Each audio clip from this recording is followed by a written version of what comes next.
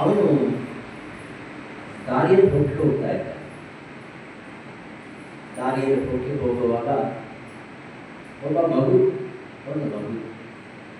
ಅಲ್ಲಿರ್ತಕ್ಕಂಥ ಬುರುದೆ,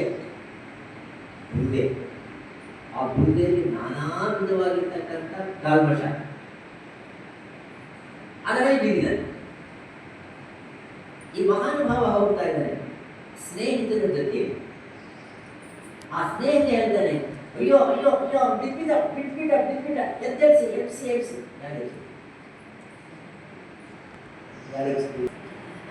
ಯಾರಿಬ್ಬರು ನಡೆಯಿಲ್ಲ. ಮಹಾತ್ಮ ಹೇಳ್ತಾನೆ, ನಾನು ಪಟ್ಟು ದುಡ್ಡು ಯಾವ ಸಂಘರ್ಷದಲ್ಲಿ ಇನ್ನೊಬ್ಬರು ಒದ್ದಾಡ್ತಾ ಇದ್ದಾರೆ. ಅದರಲ್ಲಿ ಅವನು ಎದ್ದು ಅವನು ಹಿಡ್ಕೊಂಡು ಮುಳುಗತಕ್ಕಂಥ ಅವನ ಎಬ್ಸಿ ತಾನು ಎದ್ದು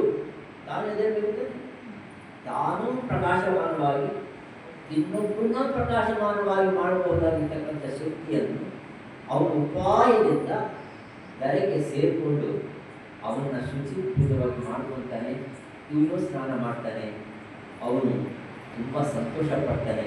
ಹೋಗಿದ್ದು ಅವನಿಗೆ ಒಂದು ಪ್ರಾಣ ಉಳಿದು ಅವನಿಗೆ ಸಹಾಯ ಮಾಡಿದ್ದಾಯಿತು. ಈ ಎರಡನೇ ದೃಷ್ಟಾಂತ. ಮೂರನೇ ದೃಷ್ಟಾಂತ ಸಾಕ್ಷಾತ್ ಕೃಷ್ಣನು. ಕೃಷ್ಣ ಸಂದೀಪನ ಮಗ. ಸಂದೀಪ ಯಾರು? ಕೃಷ್ಣನ ಗುರು.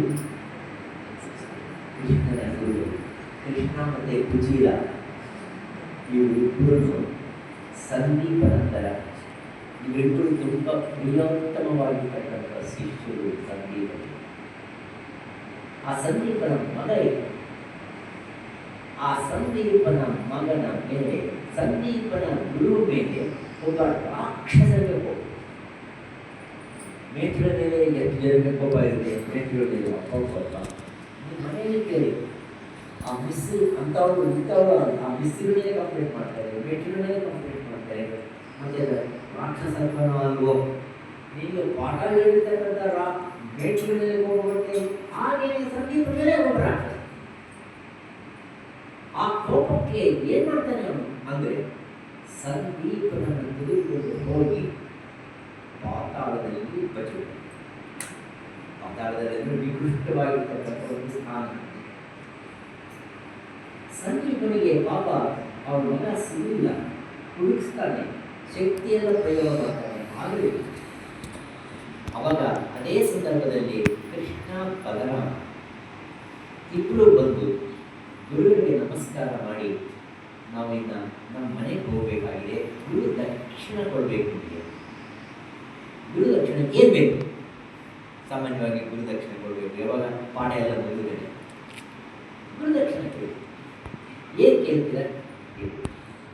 ಸಂದೀಪ ಹೇಳ್ತಾರೆ, ನನಗೆ ಗುರು ದಕ್ಷಿಣೆ ಏನು ಬೇಕಾಗಿಲ್ಲ, ನಾನು ಕಳ್ಕೊಂಡಿರ್ತಕ್ಕಂಥ ಮಗ ಬೇಕು. ಒಬ್ಬನೇ ಮಗ, ಅವನು ಬೇಕಾಗಿದೆ. ಎಲ್ಲಿದ್ದಾನೆ ಅವನು? ಪಾತಾಳದಲ್ಲಿ. ಅವಾಗ ಕೃಷ್ಣ ಬಲರಾಮ ಇಬ್ಬರು ಸೇರಿಕೊಂಡು ಪಾತಾಳದಲ್ಲಿ ಅವರ ಹೆಸರು ಶಂಖಚೂಡ ರಾಕ್ಷಸ.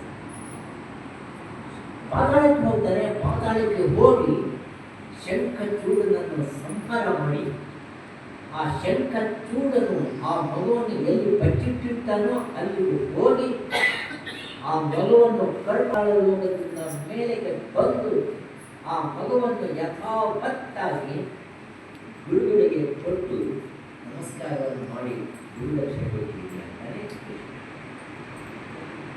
ಇದು ಮೂರನೇ ಸನ್ನಿವೇಶ. ಇದು ನನಗೆ ಏನಂತ